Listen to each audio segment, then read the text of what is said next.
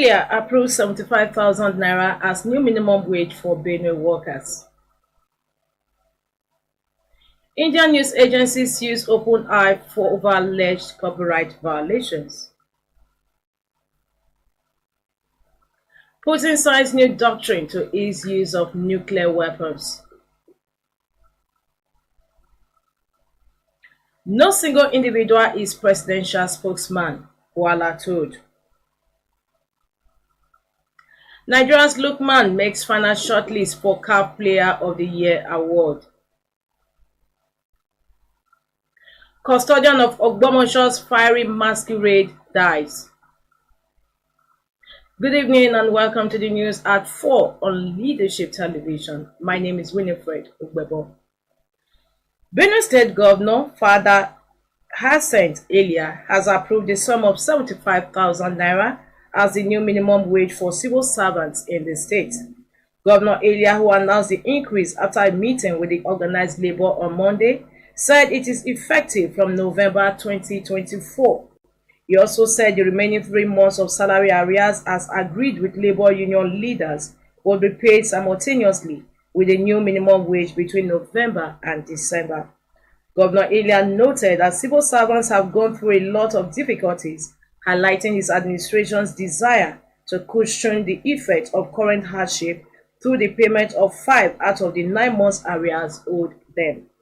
He commended Benue workers for their patience with his administration, adding that they were stakeholders in the development of the state.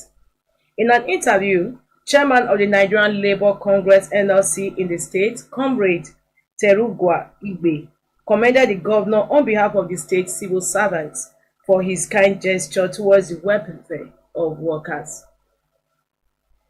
One of India's largest news agencies, Asian News International (ANI), has filed a lawsuit against an American artificial intelligence company, OpenAI, for alleged unauthorized and storage of its copyrighted content to train the company's large language models, LLMs.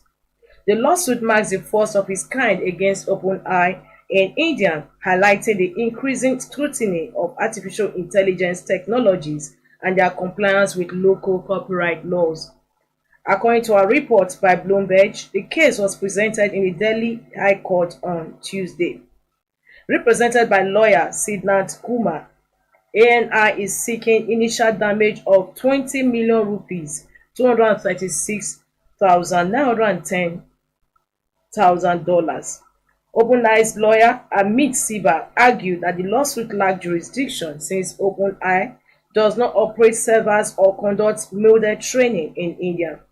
The court acknowledged the need for expert assistance in addressing the issues and scheduled the next hearing for January 28, 2025.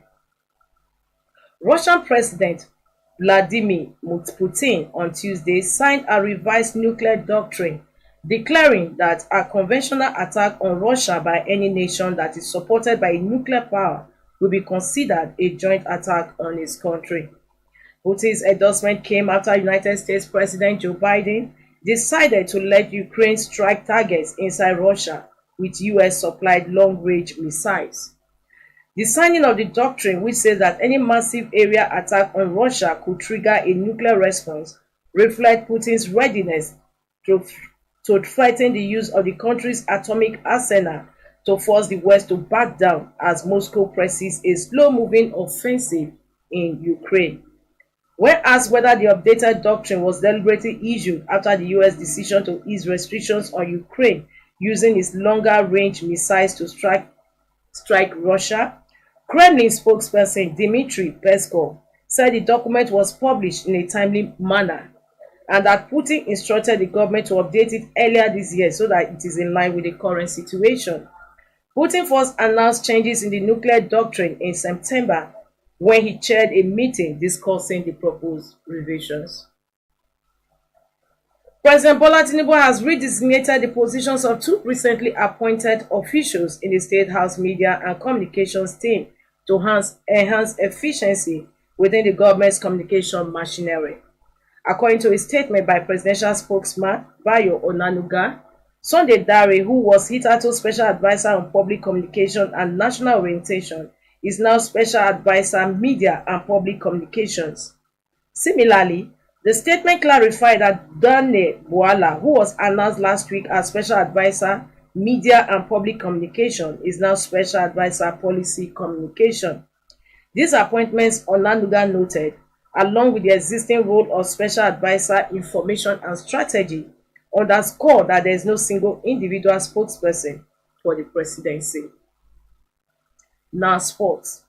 The Confederation of African Football (CAF) has officially released the top 5 nominees for the 2024 Africa Player of the Year award, with Nigeria Super Eagles forward Ademola Lookman headlining the list.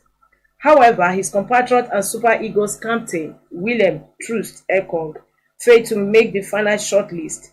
Cote d'Ivoire's Simon Adigra, Serou Goureassa of Guinea, last year's runner-up, and Moroccan defender Achraf Hakimi and South African keeper Rowan Williams were the other 4 nominees for the coveted prize.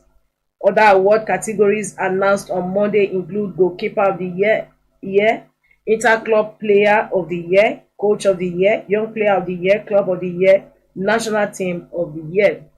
The gathering ceremony, designed to celebrate African football excellence, recognizes exceptional performances in both club and national competitions, culminating in the prestigious titles of CAF African Player of the Year in both the men's and women's categories.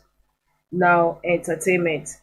The death has occurred of Chief Sunday Abioye Olalere Babatunde, the custodian of the famous Danafo Jura masquerade, known for its annual fiery performances in Ogbomosho, Oyo State. According to Inside Ogbomosho, Chief Babatunde passed away on Monday morning at the Bowen University Teaching Hospital, BUTH, Ogbomosho, at the age of 46. Danafo Jura ranks among the top powerful Egungun masquerades in Ogbomosho and environs. His adherents claim the masquerade is unrivaled in terms of accumulation and dispensation of charms. Leadership Television records that before his death, the Danafo Jura masquerader, Chief Babatunde, in a chat with The Insight on July 15, 2019, before he went under the masquerade regalia for a performance, noted that Danafo Jura was not an aggressive masquerade, but that no other masquerade can come face to face with it because of the dire consequences awaiting whichever masquerade dares to do so. That concludes the news at 4 on Leadership Television. For more, log on to www.leadership.ng. Thanks for joining us. Thank you for watching. For sponsorship and advert placements, please contact 080-3688-6158. Last Word Leadership Podcast Studio. You have the last